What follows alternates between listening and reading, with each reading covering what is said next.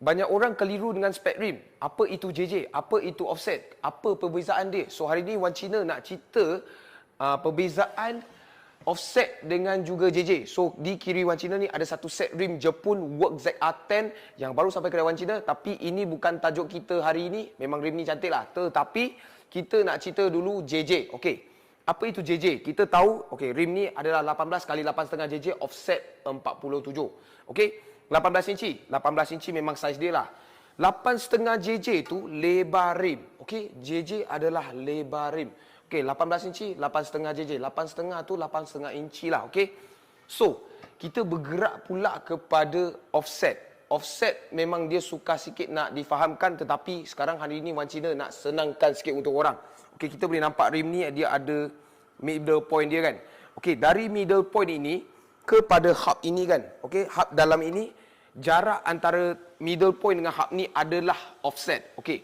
Offset tu kalau dia punya jarak lagi besar, rim tu tengah ni dia akan nampak terkeluar sikit. Dia tak nampak concave, dia tak nampak rim ini ke dalam. Okey, kalau nombor dia lagi kurang, contoh offset 20, ini adalah offset 47.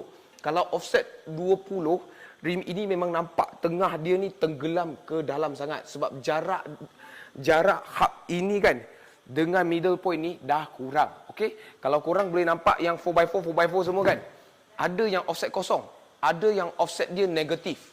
Memang pasang dekat kita memang nampak keluar gila lah. Okey. So, kita macam mana nak pilih satu spek yang sesuai untuk kita-kita? Ini korang bolehlah bagi kita orang yang profesional untuk cadangkan kepada korang. Tetapi satu juga kita nak bagi tahu ialah kita akan cadangkan spek untuk korang yang korang nak. Okey, contoh ada orang nak main rota, ada orang nak main lebar-lebar. So dia nak cari spek lebar. Tak ada masalah, kita boleh cadangkan. Tetapi ada juga orang yang nak pasang ngam-ngam feather ataupun masuk ke dalam sikit, kita pun boleh cadangkan spek begitu.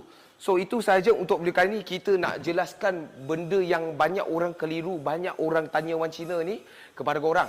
Okay, so kalau korang suka video kali ni, tolong like, share dan komen dekat bawah apa yang korang nak tengok seterusnya. Macam biasa, cari Wan Cina. Thank you guys.